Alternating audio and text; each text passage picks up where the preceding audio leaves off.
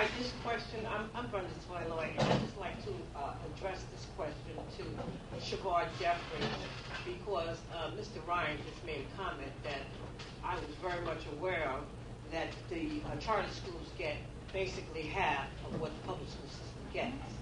And the difference that is produced between the two schools is just, it's amazing, and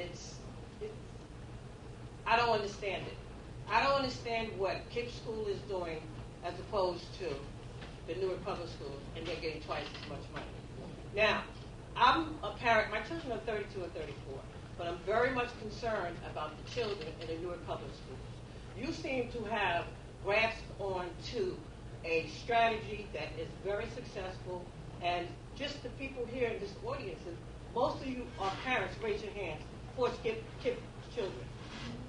That's amazing. I went to a Parents Association town hall meeting at one of the Newark public schools, and 7 parents were there. Oh, wow. There's a problem. Okay, so my question to you, Mr. Jeffries, this is my question to you, because I know that you're running for the Newark Public School Advisory Board, and this is a question also to the parents here. Are you going to share and implement and help to reform the Newark public schools and assist in raising the rest of Newark's children so that they have a better opportunity to get a better education and be successful in their lives? Are you going to do that? Is that your plan of action to get that done? And if it is, the other part of my question is, are the KIPP parents going to get out to the polls and vote this man?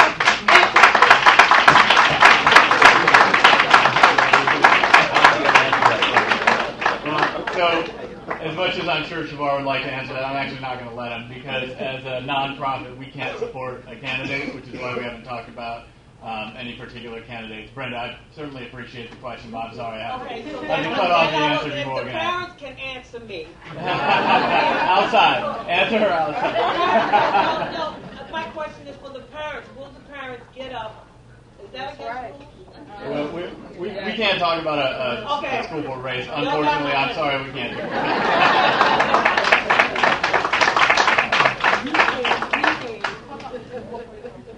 I have a non-political comment on your question, and that is that when charter schools were first formed, when the legislation was passed, I was not in the legislature then, I've only been there 2 years, but the intent was for charter schools to be incubators of change and innovation.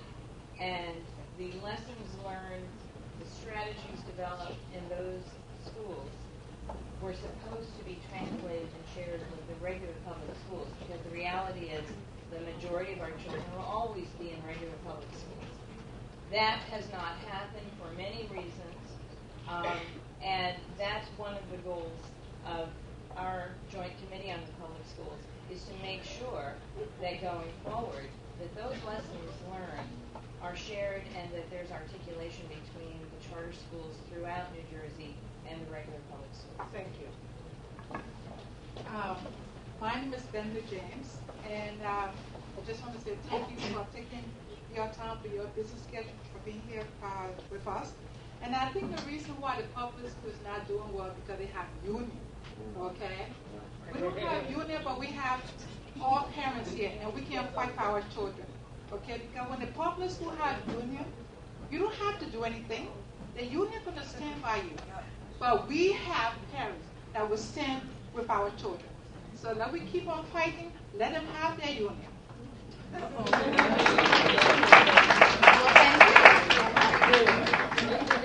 think I can say some of that, right? But, we need a parents' union, right? I mean, the union. All right, that's right. I mean, the union does what it's set up to do. I mean, the union is organized to fight for the interests of their members. That's right. And that's what they do. And but we need a union of parents and children who are organized to fight for the interests of parents and children. And that's what we need to do. And you also need leaders in terms of the school system who are also going to fight for the interests of parents and kids. And I do think that is an important ingredient in terms of what allows the charter schools to be a bit more effective. Because, for example, our kids go to school longer during the day, longer during the week, longer during the year. In the traditional public school system, around 180 days, we're hitting 210, 215, and then each day is longer. So even the fact that we go to school for more days reflects the additional time on task that kids have. If kids are working harder, you're going to do better. But it's harder to make that happen in the traditional school system because of some of the political and bureaucratic issues that get in the way. So, but the bottom line is we need a union of parents to fight for the interests of parents and kids. So we shouldn't get mad at the union. They do what they're supposed to do. That's right. But the parents got to do what they are supposed to do for our children.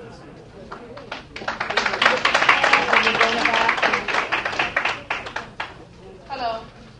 Just a question about the selection process for the.